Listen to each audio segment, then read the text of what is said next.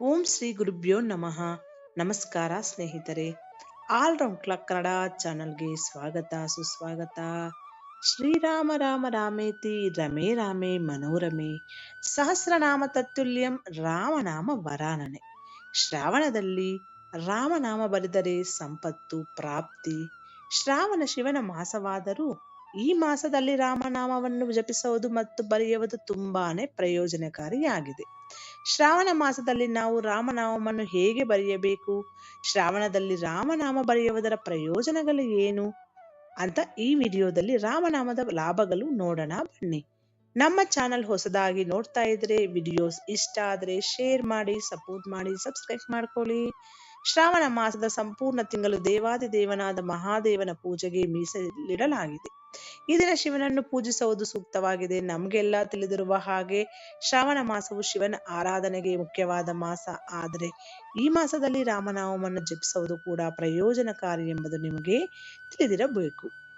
ಶ್ರಾವಣ ಮಾಸದಲ್ಲಿ ಪ್ರತಿನಿತ್ಯವೂ ರಾಮನಾಮವನ್ನು ಅಂದರೆ ರಾಮನ ಹೆಸರನ್ನು ಬರೆಯುವ ಮೂಲಕ ಭಕ್ತರು ಶ್ರೀರಾಮನ ಜೊತೆಗೆ ಶಿವನ ಅನುಗ್ರಹವನ್ನು ಸುಲಭವಾಗಿ ಪಡೆದುಕೊಳ್ಳುತ್ತಾರೆ. ಶ್ರಾವಣ ಮಾಸದ ಪ್ರತಿನಿತ್ಯವೂ ನಿಮಗೆ ರಾಮನಾಮವನ್ನು ಜಪಿಸುವುದು ಸಾಧ್ಯವಾಗದೇ ಇದ್ದರೆ ಶ್ರಾವಣದಲ್ಲಿ ಮಂಗಳವಾರ ಮತ್ತು ಶನಿವಾರ ದಿನದಂದು ರಾಮನಾಮವನ್ನು ಜಪಿಸುವುದು ಗಣೇಶ ವಂದನೆ ಮತ್ತು ಶಿವೋಪಾಸನೆ ಜೊತೆಗೆ ಶ್ರೀರಾಮ ನಾಮವನ್ನು ಬರೆಯುವ ಮೂಲಕ ಆಂಜನೇಯ ಸ್ವಾಮಿಯ ಆಶೀರ್ವಾದವೂ ಸಿಗುತ್ತದೆ.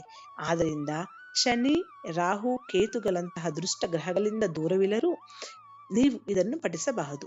ಇದು ಸರಳ ಮತ್ತು ಸುಲಭವಾದ ಮಾರ್ಗವಾಗಿದೆ ಮತ್ತು ವೆಚ್ಚ ಮುಕ್ತ ಪರಿಹಾರವೆಂದರೆ ರಾಮನ ಹೆಸರನ್ನು ಬರೆಯುವುದಾಗಿದೆ. ಇಷ್ಟಾರ್ಥಗಳ ಈಡೇರಿಕೆ ರಾಮನ ಹೆಸರನ್ನು ಹೀಗೆ ಬರೆಯಿರಿ. ನೀವು ಕೆಂಪು ಇಂಕಿನ ಪೆನ್ನಿನಿಂದ ಕನಿಷ್ಠ 108 ಬಾರಿ ರಾಮನಾಮವನ್ನು ಬರೆಯಬೇಕು. ಅಂದರೆ ರಾಮನ ಹೆಸರನ್ನು ಬರೆಯಬೇಕು. ಅಥವಾ ನಿಮ್ಮ ನಂಬಿಕೆಗೆ ತಕ್ಕಂತೆ 108 ಬಾರಿ ಹೇಗೆ ಬರೆದಿದ್ದರೂ ಹಾಗೆ 1008 ಬಾರಿ ಕೂಡ ಬರೆಯಬಹುದಾಗಿದೆ. ಶ್ರಾವಣ ಮಾಸದಲ್ಲಿ ಶ್ರೀರಾಮನನ್ನು ಪೂಜಿಸುವ ವ್ಯಕ್ತಿಯು ಭಗವಾನ್ ಶಿವನ ಆಶೀರ್ವಾದವನ್ನು ಪಡೆದುಕೊಳ್ಳುತ್ತಾನೆ. ರಾಮನಾಮವನ್ನು ಜಪಿಸುವುದರಿಂದ ನೀವು ಹನುಮಂತನ ಆಶೀರ್ವಾದವನ್ನು ಪಡೆಯಬಹುದು. ಈ ಪೂಜೆಯು ಶಿವನಿಗೆ ಸಮರ್ಪಿತವಾದ ಪೂಜೆಯಾಗಿದೆ.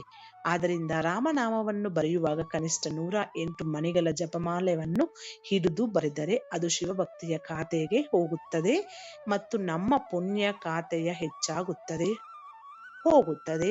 ಈ ಸಮಯದಲ್ಲಿ ಮನುಷ್ಯನು ದೇವರನ್ನು ಸ್ಮರಿಸಬೇಕು ಮತ್ತು ಪೂಜಿಸಬೇಕು.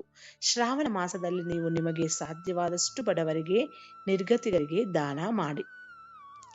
ರಾಮನಾಮದ ಪ್ರಯೋಜನಗಳೇನು ಅಂದ್ರೆ ರಾಮನ ಹೆಸರನ್ನು ಪ್ರತಿಯೊಂದು ಯುಗದಲ್ಲೂ ನಾವು ಪಠಿಸುವುದು ಉಪಯುಕ್ತಕಾರಿಯಾಗಿದೆ. ಆದರೆ ಕಲಿಯುಗದಲ್ಲಿ ರಾಮನಾಮಕ್ಕೆ ಅದರದ್ದೇ ಆದ ವಿಶೇಷತೆ ಇದೆ.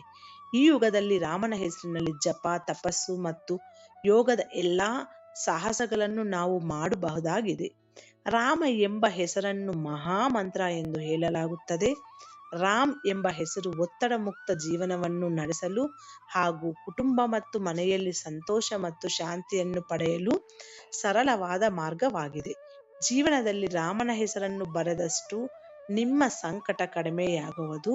ಶ್ರೀರಾಮನ ಹೆಸರನ್ನು ಸ್ವತಃ ತಾನೇ ಬರೆಯುವ ವ್ಯಕ್ತಿಯನ್ನು ಭಗವಂತ ರಕ್ಷಿಸುತ್ತಾನೆ. ಶ್ರಾವಣ ಮಾಸದಲ್ಲಿ ಜನರು ರಾಮನಾಮವನ್ನು ಸ್ಮರಿಸುವುದರಿಂದ ಅಥವಾ ಬರೆಯುವುದರಿಂದ ಶಿವ, ಆಂಜನೇಯ ಮತ್ತು ರಾಮನ ಆಶೀರ್ವಾದವನ್ನು ಪಡೆದುಕೊಳ್ಳುತ್ತಾರೆ. ಇದು ಸ್ನೇಹಿತರೆ ಈ ವಿಡಿಯೋದಲ್ಲಿರುವ ಎಲ್ಲ ಅಂಶಗಳೆಲ್ಲ ಕೂಡ ನಿಮ್ಮ ವಿವೇಚನೆ, ಆಲೋಚನೆ ಬಳಸಿ ನಿರ್ಧಾರಗಳನ್ನು ತೆಗೆದುಕೊಳ್ಳಿ. ಮುಂದಿನ ವಿಡಿಯೋದಲ್ಲಿ ಸಿಗೋಣ. ಜೀವನದಲ್ಲಿ ನಡೆಯುವ ಪ್ರತಿಯೊಂದು ಸಮಸ್ಯೆಗಳಿಗೂ ಇದು ಪರಿಹಾರವನ್ನು ನೀಡುತ್ತದೆ. ಧನ್ಯವಾದಗಳು.